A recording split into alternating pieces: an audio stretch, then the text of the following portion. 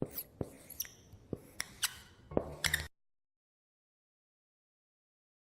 दोस्तों, आज मैं आपको बताऊंगा एक की रीजन क्यों कुछ ही लोग बहुत अमीर बन पाते हैं और क्यों ज्यादातर लोग गरीब या फिर मिडिल क्लास रह जाते हैं। रॉबर्ट नाम का एक लड़का था जिसके दो बाप थे। अब आप कुछ गलत मत समझिए, पहला उसका खुद का था पर दूसरा उसके दोस्त का बाप था जिसे वो अपना मुंह बोला बाप मानता था। पहले वाले ने पीएचडी की थी पर दूसरे ने कभी 8th भी पास नहीं की थी। दोनों बहुत ही स्मार्ट और हार्डवर्किंग थे पर दोनों की सोच बहुत ही अलग थी और दोनों रॉबर्ट को अलग अलग बातें सिखाते थे। पहला बाप बोलता था कि पैसा सारे फसाद की जड़ है, पर दूसरा बोलता था कि पैसा ना होना सारे फसाद की जड़ है। पहला रॉबर्ट को हमेशा महंगी चीजों के बारे में सोचने से मना करता था और कहता था कि वो हमारी हैसियत के बाहर है। दूसरा उसे कहता था कि वो सोचे और अलग अलग रास्ते ढूंढे जिससे वो सारी महंगी चीजें खरीद सके। ये करने से उसका दिमाग तेज होगा और नए आइडियाज भी मिलेंगे। पहला उसे कहता खूब मेहनत कर, अच्छे से पढ़ लिख ताकि तुझे बड़ी कंपनी में नौकरी लगे और तू बड़ा इंसान बन पाए। दूसरा कहता था तू खूब पढ़ मेहनत कर पर खुद की कंपनी खोल ताकि तू खूब सारी नौकरियां लोगों को दे पाए। रॉबर्ट के पास एक एडवांटेज था, उसने अपने दोनों बापों को अपनी अलग अलग सोच के साथ बढ़ते और उनकी तरक्की देखी। उसने अपना दिमाग लगाया और अपने दूसरे बाप की बातें मानी और फॉलो की, जो कि बाद में मायामी फ्लोरिडा का सबसे अमीर इंसान बना और उसकी सिखाई बातों से उसने खुद करोड़ों कमाए, जबकि उसका पहला बाप जिंदगी भर गरीब रह गया। सबसे इंपॉर्टेंट बातों में से एक बात जो रॉबर्ट ने अपने अमीर बाप से सीखी वो थी फाइनेंशियल लिटरेसी, जिसका मतलब है एसेट्स और लायबिलिटीज के बीच का डिफरेंस जानना। अब आप गौर से सुनिए, ये नॉर्मल कॉमर्स में सिखाए गए मीनिंग से थोड़ा अलग है। रॉबर्ट ने काफी इजी शब्दों में उसका मीनिंग बताया है, जो कि कुछ ऐसा है।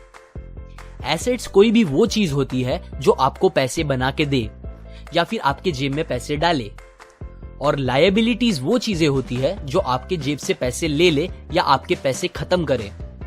अमीर लोग इसीलिए अमीर होते हैं बिकॉज वो अपने एसेट्स बनाते हैं, जबकि मिडिल क्लास लोग बस लायबिलिटीज पे खर्च करते हैं। मिसाल के तौर पर रमेश और सुरेश नाम के दो दोस्त थे। दोनों सेम पोजीशन और सेम सैलरी पे काम करते थे। जब भी उन्हें सैलरी मिलती, रमेश अपनी सैलरी से नए कपड़े, नए गैजेट्स, नया फोन, बाइक या कार ऐसी चीजें खरीदता था जो उसे अमीर जैसा फील कराती थी। पर वो ये नहीं समझता था कि ये सारी चीजें लायबिलिटीज है जो उसके पैसे उससे ले रही है, ना कि बस जब वो उन्हें खरीदता है तब, बल्कि आगे भी मेंटेनेंस वगैरह के लिए, जिसकी वैल्यू वक्त के साथ कम हो जाएगी और ना ही वो उससे आगे कुछ पैसों का प्रॉफिट देगी। बट सुरेश ऐसा नहीं था। वो ये सारी चीजें नहीं खरीदता था जब तक कि उसके लिए बहुत जरूरी ना हो वो चीज खरीदना। वो पैसे जमा करता था और एसेट्स पे खर्च करता था, जैसे कि स्टॉक्स, बॉन्ड्स, रियल एस्टेट, अपनी खुद की स्किल्स बढ़ाने के लिए या कुछ सीखने के लिए जो उसे आगे और पैसे बना के दे। 2 साल बाद सुरेश करोड़पति बन गया, जबकि रमेश वैसे का वैसा अपनी कम सैलरी को कोसता रह गया और कहता था कम सैलरी उसके मिडिल क्लास होने का रीजन है। एक गरीब इंसान का कैश फ्लो कुछ इस तरह होता है, उसे पैसे मिलते हैं और फिर वो पैसे उसकी जरूरी खर्चों में खत्म हो जाते हैं। एक मिडिल क्लास का कैश फ्लो थोड़ा सा अलग होता है, उसे पैसे मिलते हैं, वो पैसे जरूरी खर्चों और लायबिलिटीज में खत्म कर देता है। इसीलिए मिडिल क्लास और गरीब में ज्यादा फर्क नहीं है। मोस्टली मिडिल क्लास लोगों को लगता है उनका घर उनका एसेट है, पर ऐसा नहीं है। आपका घर आपको पैसे बना के नहीं देता अनलेस आप उसको भाड़े पे दो, जबकि अमीर लोगों का कैश फ्लो ऐसा होता है। उन्हें पैसे मिलते हैं, वो उस पैसों से अपने एसेट्स बनाते हैं पहले और फिर उससे बने पैसों से खर्चा करते हैं। इसीलिए वो अमीर होते जाते हैं क्योंकि उनके इनकम के सोर्स बढ़ते जाते हैं। अगर आपको अमीर बनना है तो ये बात याद रखिए अच्छे से। इस बात से फर्क नहीं पड़ता कि आप कितना कमा रहे हैं, बल्कि आप उन पैसों को कैसे और कहां खर्च कर रहे हैं, ये इंपॉर्टेंट है। आपको कंज्यूमर की सोच से बाहर आकर इन्वेस्टर की सोच अपनानी पड़ेगी।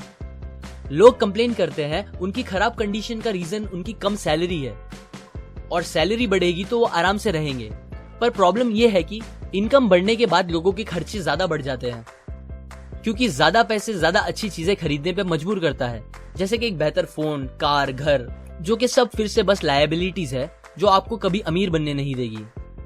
ये बातें मैंने रॉबर्ट कियोसाकी की book rich dad poor dad से पढ़ी है, जो वो पहली बुक थी जिसने मेरी सोच चेंज की और बेहतर बनाई।